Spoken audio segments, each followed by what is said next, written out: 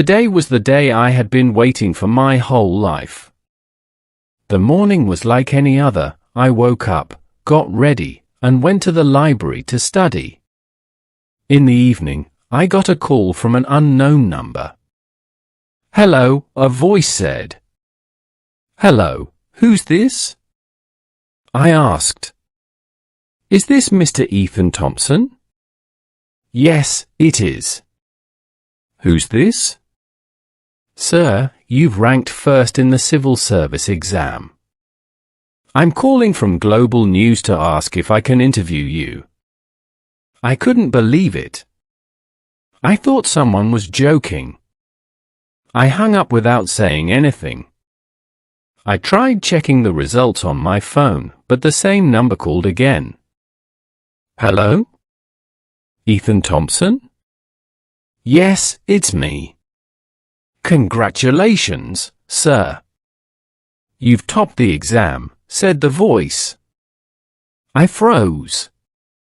My mind filled with thoughts. Is this real or a prank? I hung up again, and then Emily called. "Ethan, you did it." "You topped the exam," said Emily, my best friend. "Emily, was that you playing tricks on me earlier?" "This is serious." "Ethan, I'm not joking. You topped the exam. Check the results, you idiot." "Emily, I don't even know what to say." "I mean, come on. We're celebrating tonight," she shouted. I was speechless. I wanted to thank her, my best friend, the one who always believed in me. But she hung up. I called my mom, who had been waiting for the news, and some close family members. That night, my parents threw a big party to celebrate. I wore a blue suit and tried to look my best. It was my night. I was happy, but I kept looking for Emily. How could she be late tonight? Emily was my childhood friend. We met in school and became friends after sharing notes. I told her about my dream of becoming a diplomat, and she never laughed. She just said, "One day, you'll make it." Her words felt like a dream back then, but today they came true. Still, where was she? I decided to call her. "Emily, where are you? Why aren't you here? I knew you'd be mad. I'm behind your house." "What? Why?" "Come outside. I have something to show you." "Emily, there's a party inside. I can't just leave." "Fine, then I won't come in either." Okay." I left the party, wondering what she was doing. I found her sitting in her car, wearing a white dress, her hair down, and a tiara on her head. Our eyes met, and we just stared at each other. Then she smiled, and I snapped out of it. "What are you doing?" "Come inside," I said. "No, I want to take you somewhere." "Are you crazy? There's a party inside." "Please, Ethan. Just for 15 minutes. I couldn't say no to her, not today. So I got in the car, and she blindfolded me. After driving for what felt like forever, we stopped. When she removed the blindfold, we were standing near a small cliff, surrounded by darkness. "Where are we?" I asked. "Look up," she said. Before I could ask more, she put a harness around me, grabbed my hand, and ran toward the edge. Moments later, we jumped. All I could hear were our screams. I thought I was going to die on the best day of my life. But we stopped mid-air. "Emily!" I gasped. I'm going to kill you. She laughed. Relax. The ground is only 2 feet below us. My heart was pounding, but we landed safely. It was too dark to see much, but Emily knew where we were going. Come on, she said. I followed her, hitting my head on a branch. Ouch! I said. Watch out, she giggled. We finally reached a clearing. Suddenly, tiny lights appeared in the sky, fireflies. They lit up the night, swirling around us. I was amazed. Wow, Emily, this is incredible, I said. I knew you'd like it, she replied, standing beside me, glowing in the light of the fireflies. And all this for me? I asked. She smiled. There's more. Let's go. We walked deeper into the woods and found a small cave. Inside, the ceiling was covered in balloons, each with a postcard. In the center was a cake, surrounded by rose petals, with candles lighting the entrance. This is amazing, I whispered. You deserve it, she said softly. We sat by a pond, remembering the tough times we went through. I wanted to thank her and tell her how much she meant to me. But before I could speak, a noise startled us. I turned and saw a bear trying to squeeze into the cave. Its body wouldn't fit, but its head pushed through. I grabbed a rock, threw it at the bear, and yelled, "Run!" We ran through the forest until we were far from the bear. Exhausted, Emily sat beneath a tree. The sun was shining through the trees, creating a golden glow around her. She saw a butterfly and, like a kid, ran after it. I followed, smiling. I'm sorry, Ethan. I wanted to surprise you, but it turned into a mess, she said. It's okay, Emily. Let's just figure out how to get out of here. I heard a noise, like someone stepping on dry leaves, and I quickly asked Emily to stay quiet. The sound grew louder, then stopped suddenly. My heart raced as I realized it could either be an animal or a person, but who could survive out here? Maybe some local tribe living deep in the woods? For a second, I forgot I was on an adventure and that anything was possible. Then, out of nowhere, a group of native hunters appeared, chasing a deer with sharp spears. The deer, panicking, bolted out from the bushes, saw us, and assumed we were after it too. It took a sharp turn to escape, but the hunters had already formed a semicircle, trapping it. For the first time, I saw these people up close. They looked like us, but I knew they didn't welcome outsiders. The moment they spotted us, I felt the danger shift, like we had become their prey.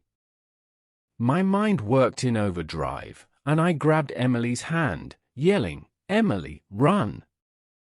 We ran, and the deer, running faster, quickly vanished into the forest. The voices of the natives echoed behind us, though I couldn't make out their words.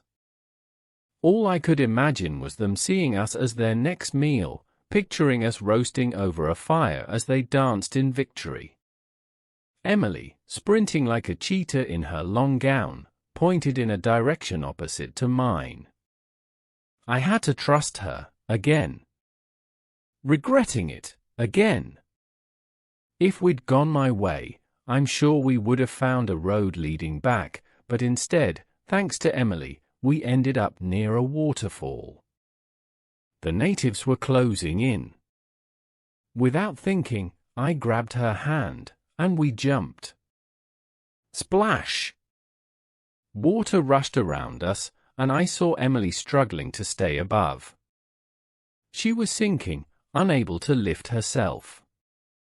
I swam towards her, grabbing her waist, and tried to push us both up, but the waterfall was so high. I felt the icy chill of fear as I thought, what if she dies? I held her tighter and, after a few desperate tries, managed to surface. Emily gasped for air, and I held her close, letting her breathe. "I'm fine, Ethan," she said, looking at me with her usual stubbornness. I couldn't speak, only pulled her into a tight hug. In that moment, I realized how much she meant to me, how I had ignored those feelings all these years. How blind I'd been to how special she was. "Ethan, really, I'm okay," she said, her voice breaking through my thoughts. "You can let go now." Reluctantly, I released her, and she smiled. We climbed out of the pond, and the surroundings took my breath away. Brightly colored birds filled the trees, and butterflies danced through the air. The waterfall that had nearly killed us was stunning in its beauty. It was all so peaceful, so romantic. I glanced at Emily, who was sitting on a large, oval-shaped rock, adjusting her wet hair. She looked radiant, more beautiful than ever. Then, I started laughing uncontrollably. "Ethan, what's so funny?" she asked, confused. "You'll see in a second," I chuckled.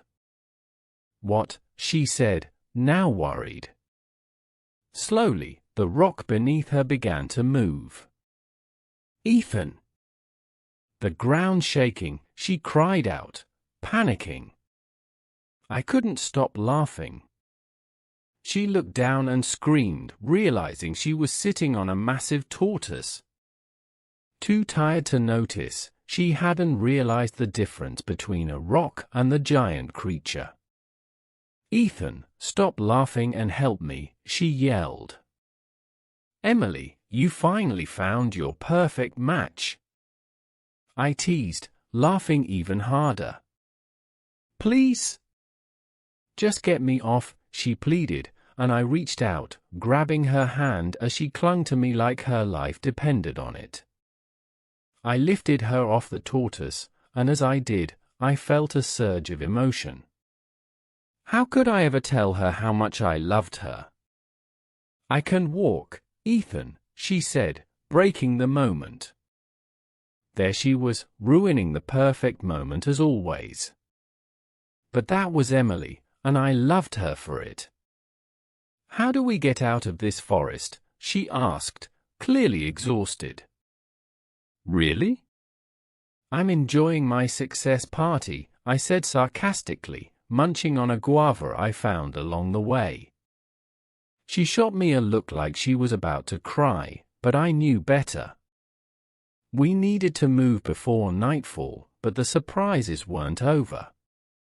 We reached the edge of the forest, but instead of finding a road, we stood at the edge of a massive cliff overlooking a river. The river wasn't natural, an avalanche upstream had diverted the water. Emily's face paled as she realized we were truly lost.